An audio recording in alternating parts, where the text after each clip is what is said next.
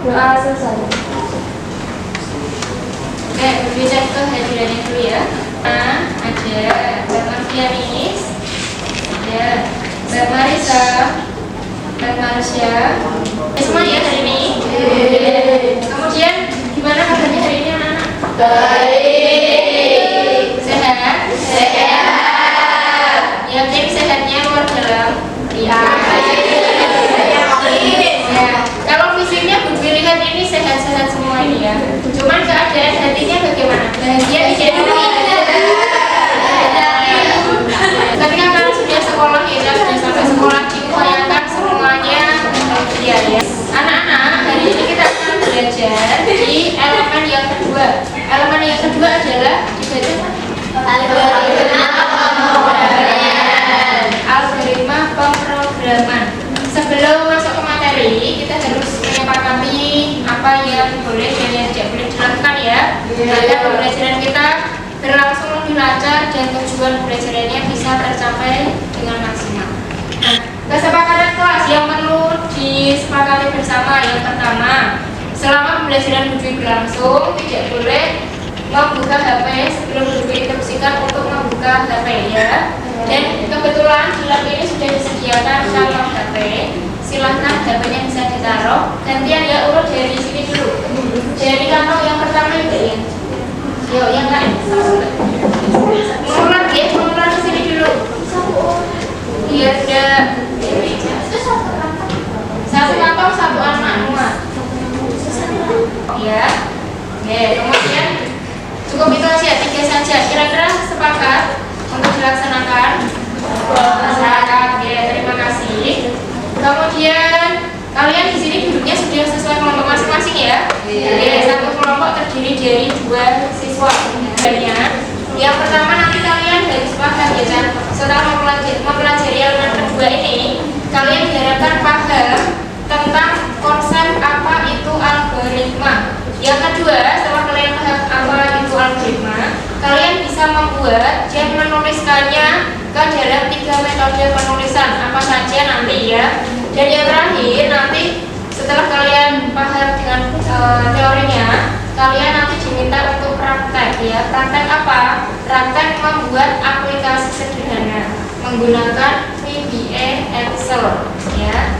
3 itu tujuan utama kita di elemen kedua ini. Nah, di sini ada gambar apa itu? Kopi. Ada yang suka minum kopi? Ini juga ada yang suka ya? Iya. Gambar kedua ini gambar apa? Suka juga enggak? Suka. Oke, ketika kalian suka ya, biasanya kalian masak sendiri atau dibuatkan? Masak sendiri. Masak sendiri ya. Ada yang dimasak jadi semuanya sudah pernah memasak mie instan ya? Ketika kalian memasak mie instan, kalian pernah memperhatikan kemasannya tidak? Tidak pernah. Yang pernah ya, kira-kira kemasannya itu isinya apa saja sih? Komposisi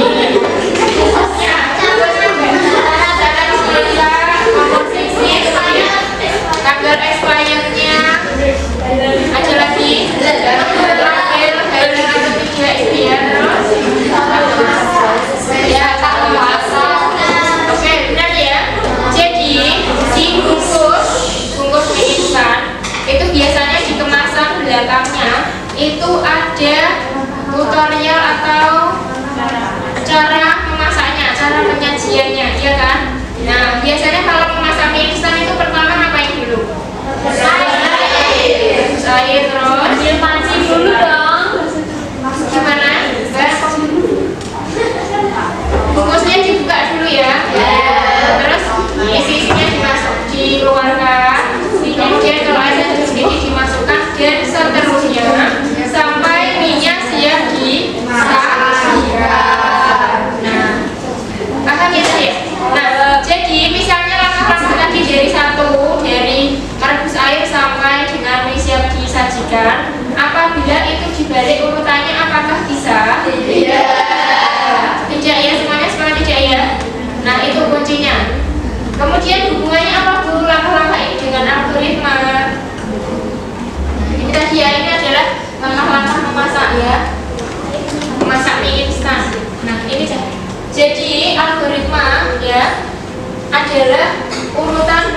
tersebut berupa langkah-langkah yang dilakukan untuk memecahkan suatu masalah. Jadi langkah-langkah membuat kopi atau menyeduh kopi dan langkah-langkah memasak mie instan tadi itu adalah contoh sederhana dari algoritma. Nah ini sampai sini dulu pengertian algoritma. Ada pertanyaannya? Sudah paham semua? Jadi intinya langkah-langkah untuk menyelesaikan masalah dan dilakukan secara urut ya atau sistematis. Selanjutnya, mengapa kalian perlu belajar algoritma? Ada beberapa alasan ya yang menguatkan agar kalian belajar tentang algoritma. Yang pertama, tolong dibaca Mbak Rini. Mbak Rini.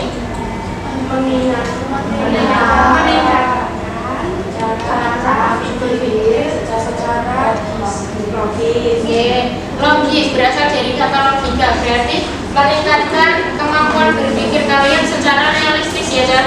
Nah ini yang penting ya Jan ya. Jadi algoritma tadi kan langkah-langkah. Kemudian algoritma itu bisa ditulis menggunakan 3 cara atau 3 metode. Yang pertama dapat ditulis menggunakan bahasa natural atau BCT ya. Kenapa kok dinamakan bahasa natural? Karena penulisannya ini menggunakan bahasa kita sehari-hari. Contohnya tadi, algoritma membuat mie instan. 1. Rebus air sampai mendidih. 2. Dan seterusnya sampai mie siap disajikan. Karena tadi Buku samakan ya, kita nanti akan fokus di materi pembuatan algoritma yang menggunakan metode flowchart ya. Nah, menurut kalian ya simbol-simbol yang ada di flowchart itu ada apa saja? Ya, kota ya, kota berarti persegi, lingkaran, kemudian oval, ada tanda anak panah, segitiga, bintang, jejer genjang,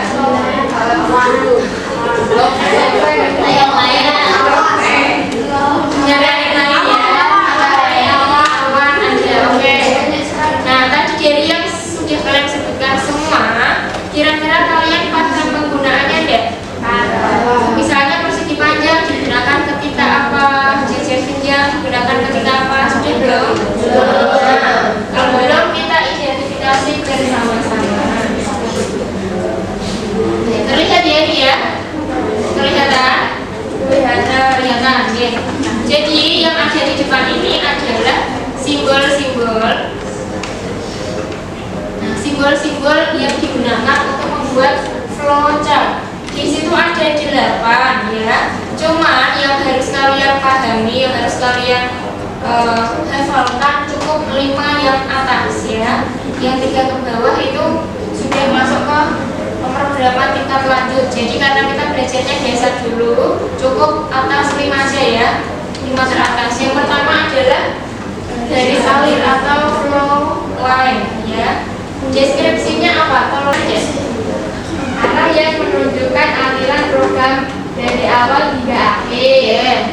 Tanda panah ya sama dengan tanda panah yang kalian lihat di mana saja. Dia menunjukkan arah dari aliran prosesnya. Apakah ke bawah ataukah ke samping kanan, kiri atau ke atas ya. Yang kedua namanya adalah terminator. Terminator itu bentuknya seperti persegi panjang, tetapi ujung-ujungnya itu tumpul. Ya, kalau persegi panjang kan ujungnya lancip, kalau ini ujungnya tumpul. Itu menunjukkan titik awal dan akhir dari suatu algoritma. Berarti sebelum buat algoritma, paling atas dan paling bawah harus ada terminator. Algoritma membuat kopi. Yes. Tadi di awal harus diawali dengan namanya terminator, simbol terminator. Diawali dengan terminator mulai dan diakhiri dengan terminator selesai. Tandanya persegi panjang tapi ada, tapi pinggirnya tumpul ya. Terus setelah dimulai, langkah selanjutnya adalah apa anak-anak? Membuka kemasan kopi. Nah, membuka kemasan kopi ini kan termasuk proses membuka ya loh. Kegiatan yang dilakukan, jadi simbolnya harus panjang. Nah, kemudian yang kedua ini adalah contoh yang berhubungan dengan kegiatan di sekolah, ya. Jadi di sini ada algoritma untuk menentukan kelulusan, ya, atau ketidaklulusan dari seorang siswa. Nah, pertama pasti di terminator, ya, mulai dan selesai. Ini prosesnya hanya sedikit. Kemudian inputnya apa toh? Patokannya untuk menentukan kelulusan kan dilihat dari nilainya, ya. Berarti inputnya nilai. Nilai itu karena input, berarti tandanya jajar. Buatlah sebuah flowchart algoritma sederhana kegiatan kalian dalam kehidupan sehari-hari. Kalau contohnya tadi kopi, memasak mie instan, seperti itu, ya. Nah, silahkan kalian buat satu kelompok, cukup satu saja. Kalian pilih kegiatannya apa, kemudian kalian buat algoritmanya di komputer kalian masing-masing. Dipastikan simbolnya sesuai, ya. Kalau mulai harus pakai terminator, ya, terminator atas bawah itu terminator. Terus inputnya pakai apa, prosesnya bagaimana, outputnya berupa apa. Silahkan bisa mulai ditentukan dulu kegiatan apa kira-kira yang akan kalian angkat. Kegiatan menuju berangkat sekolah, menuju ke sekolah juga boleh. Berarti dari kalian bangun tidur, lanjut mandi, setelah mandi ngapain, ganti baju, sarapan, dan seterusnya sampai kalian di sekolah. Boleh memasak nasi, boleh membuat jus, boleh. Apa yang berhubungan dengan sekolah, alur peminjaman buku di perpustakaan, boleh.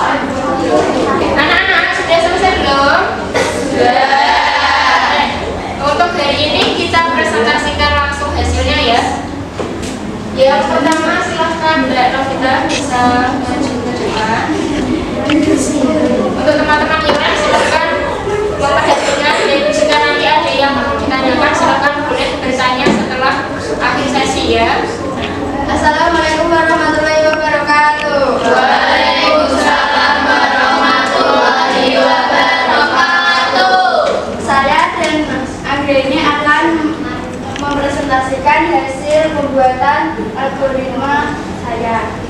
Proses pembuatan jus mangga diawali dengan setelah itu pilih buah mangga yang segar. Setelah memilih buah mangga yang segar, cuci buah hingga bersih. Kupas kulit buah, potong buah mangga sesuai selera. Masukkan buah yang sudah dipotong ke dalam blender. Tambahkan air dan gula secukupnya. Blender hingga halus atau sesuai. Kalian sudah berhasil membuat flowchart semua ya Cik ya, dan sudah ada yang mempresentasikan juga. Untuk pengerjaannya tadi sudah rata-rata sudah benar semua. Kalian sudah paham penggunaan simbol ya. Jadi simbol masing-masing simbol memiliki arti tersendiri dan kalian sudah menggunakannya dengan benar dan dengan tepat. Ya. Kemudian selanjutnya kita sudah berada di akhir pertemuan. Mungkin ada yang berani untuk menyampaikan kesimpulan apa saja yang kita pelajari pada hari ini. Silakan. Ya, Mbak Novita bisa berdiri. Hari ini kita sudah mempelajari tentang algoritma. Ya, benar ya. Kita tadi belajar tentang konsep algoritma. Selanjutnya yang lain bisa menambahkan? Ya, Mbak Wiwi silakan. hari ini kita sudah belajar membuat algoritma dalam bentuk flowchart. Ya, benar. Oke. Tadi kita sudah belajar tentang algoritma. Kemudian kita juga sudah mempraktekkan membuat algoritma dalam bentuk flowchart ya. Nah, dari materi yang disampaikan hari ini, kira-kira apakah ada yang ingin ditanyakan? Ya, sudah paham semua? Sudah. Oke, kalau sebelum akhir pembelajaran, silakan kalian mengerjakan pertanyaan refleksi dulu. Soalnya sudah disiapkan di link di atas. Silakan bisa dikerjakan. Ada 5 pertanyaan untuk merefleksi kegiatan pembelajaran hari ini. Pertanyaannya meliputi apakah kalian merasa senang mengikuti pembelajaran hari ini, tantangan apa yang kalian hadapi, dan apa yang ingin kalian pelajari lebih lanjut. Sudah selesai? Sudah ya? Oke, kalau sudah selesai, silakan HP-nya bisa ditaruh kembali. Kita berdoa untuk menutup pertemuan hari ini.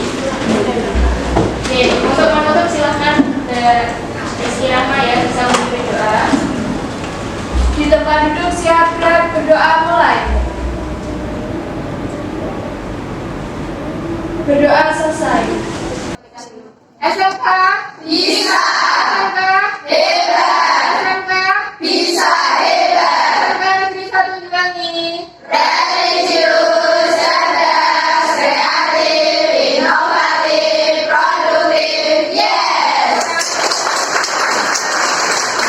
Terima kasih. Diakhiri. Wassalamualaikum warahmatullahi wabarakatuh.